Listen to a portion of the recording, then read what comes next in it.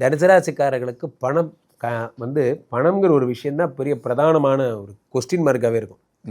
என்ன காரணம் அப்படின்னு பார்த்தீங்கன்னா, 2 தனாதிபதி சனி 4ஆம் இடத்தில் இருக்கிறார்.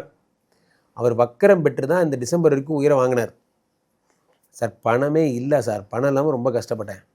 திடீர்னு பார்த்தா காலையில் தனுசு ராசிக்காரங்க ஷாக் ஆகிட்டாங்க. என்ன ஷாக் ஆகிட்டீங்க? 1000 ரூபாய் ஜிபேல யாரோ போட்டாங்க சார் அப்படின்னா, 1000 ரூபாய் போட்டாங்களா? அதுக்கேண்டா ஷாக் ஆகிற? இதை பார்த்தே 1 மாதம் ஆகுது சார். திடீர்னு போட்டோன்னே எனக்கு அதிர்ச்சி தாங்க முடியல. அவ்வளோ அளவுக்கு ட்ரை ஆக்கி விட்டார். அப்போது இந்த டிசம்பர் மாதத்துக்கு அப்புறம் குரு பகவான் என்ன பண்ணுறாரு?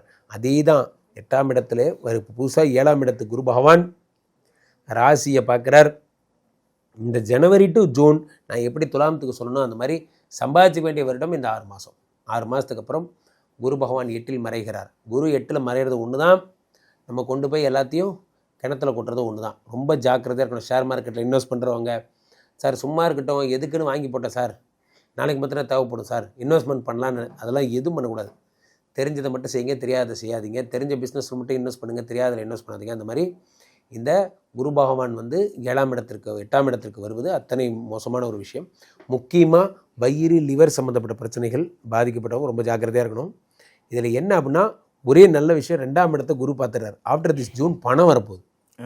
சொன்ன மாதிரி எனக்கு கேஸ் எல்லாம் இருக்குது சார், கோர்ட்டு வழக்கு, அதுலேருந்து பணம் வந்துடும். 2ஆம் இடத்தை குரு பார்க்கும்போது பழைய பெண்டிங் அரியர் பணம் 3 கம்பெனியில் வேலை செஞ்சுருக்கேன் சார், அரியர் காசு மட்டுமே இவ்வளோ வரணும், செட்டில்மெண்ட் காசு மட்டுமே 4 லட்சம் வரணும், எல்லாம் வந்துடும். குரு பகவான் பார்க்கும்போது ப்ரமோஷன் எல்லாம் வந்துடும். ஆஃப்டர் திஸ் ஜூன் சிறப்பாக இருக்குது. ஆனால் யாருக்காவது கெட்ட பழக்கம், அந்த பழக்கம் இருக்குது அப்படின்னா கீழே போட்டு உடச்சிருங்க. ஆஃப்டர் திஸ் ஜூன் ஹாஸ்பிட்டலைசேஷன் ஆகிற அளவுக்கு, ஏன்னா ராசிநாதன் 8ல் மறையக்கூடாது. அஷ்டம குருங்கிறது தான் மறைஞ்சால் மிகப்பெரிய கல்லீரலின் கடவுள் அவர். அதனால் ரொம்ப ஜாக்கிரதையாக இருக்கணும். கல்லீரல் சம்மந்தப்பட்ட பிரச்சனைகள் வரும். தனுசு ராசிக்காரர்கள் ஜாக்கிரதையாக.